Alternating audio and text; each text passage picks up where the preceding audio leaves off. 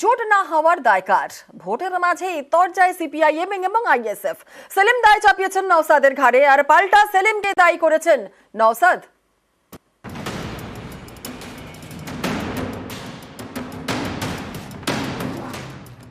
বিমান বাবু বামফ্রন্টের চেয়ারম্যান হিসেবে 2 মাস ধরে ফোন করছেন, আইএসএফ থেকে কোনো বার্তা আসেনি। আমি নওশাদ সিদ্দিকীকে হোয়াটসঅ্যাপ করছি, কোনো রিপ্লাই হয়নি। যদি এমন কোনো তথ্য থেকে থাকে মোহাম্মদ সেলিম সাহেবের কাছে, আর তাহলে সেটা জনমানুষে নিয়ে আসুক, প্রকাশ করে দিক। হয়ে যদি জোট করার সদিচ্ছা থাকে, হোয়াটসঅ্যাপে একটা টেক্সট করে দিলে জোট হয় না।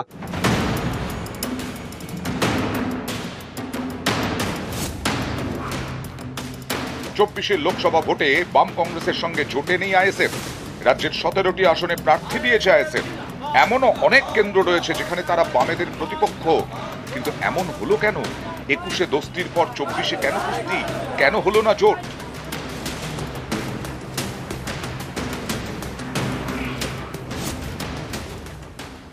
যখন আসন সমঝোতা শুরু হলো, আমরা বাম ফ্রন্টে আলোচনা করলাম, কংগ্রেসের সঙ্গে আলোচনা করলাম, আইএসএফ এর সঙ্গে আলোচনা করার জন্য সব লিস্ট আছে হোয়াটসঅ্যাপে, সব ফোন কল আছে। বিমান বাবু বামফ্রন্টের চেয়ারম্যান হিসেবে 2 মাস ধরে ফোন করছেন, আইএসএফ এর থেকে কোনো বার্তা আসেনি।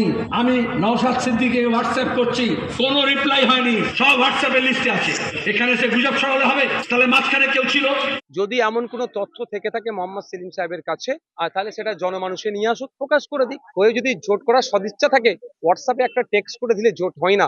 ওনাকেই জিজ্ঞাসা করবেন নওশাদ সিদ্দিকী ওনাদের সাথে কতবার বসেছে। জিনিসটাকে মিনিমাইজ করার জন্য বিজেপির ভয় দেখিয়ে কেউ আমাদের সিট সংখ্যা কমিয়ে দেবে, তৃণমূলের ভয় দেখিয়ে কেউ সিট সংখ্যা কমিয়ে দেবে, ওই জোটে যেতে পারবো না। 2021-এর জানুয়ারিতে ভোটের ময়দানে যাত্রা শুরু করে আইএসএফ, ইন্ডিয়ান সেকুলার ফ্রন্ট। তখন রাজ্যে কংগ্রেসের সঙ্গে বামফ্রন্টের জোট, সেই জোটে যুক্ত হয় আইএসএফ। 21-এর বিধানসভা ভোটের আগে বামেদের ব্রিগেডের মঞ্চে ছিলেন আইএসএফ এর প্রতিষ্ঠাতা আব্বাস সিদ্দিকী। 21-এর ভোটে বাম কংগ্রেস আইএসএফ জোট রাজ্যে একটি আসনে যেতে ভাঙড়েই যেতেন আইএসএফ এর নওশাদ সিদ্দিকী।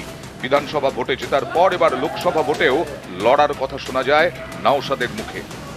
আমার আইএসএফ এর পক্ষ থেকে আমরা প্রার্থী দেব। আমার ইচ্ছে আছে আমি দাঁড়াবো। আমার দল যদি অনুমোদন দেয় আমি সেখানে ডায়মন্ড হারবারে দাঁড়াবো। ডায়মন্ড হারবারের মানুষকে নিয়ে অভিষেক ব্যানার্জিকে পরাজিত করে প্রাক্তন এমপি করে কালীঘাটে পাঠিয়ে দেবো। ডায়মন্ড হারবারের সাংসদ তৃণমূলের সর্বভারতীয় সাধারণ সম্পাদক অভিষেক বন্দ্যোপাধ্যায় তাঁর বিরুদ্ধে লড়াইয়ের হুঙ্কার দেন নওশাদ। এ নিয়ে রাজ্য রাজনীতিতে জোর চর্চা শুরু হয়। জল মাপতে থাকে সব পক্ষ, কিন্তু শেষমেশ দেখা যায় আইএসএফ এর প্রার্থী তালিকায় নওশাদের নামই নেই। এরপর ডায়মন্ড হারবারে প্রার্থী দেয় সিপিআইএম। জোটের সম্ভাবনা ভেস্তে যায়।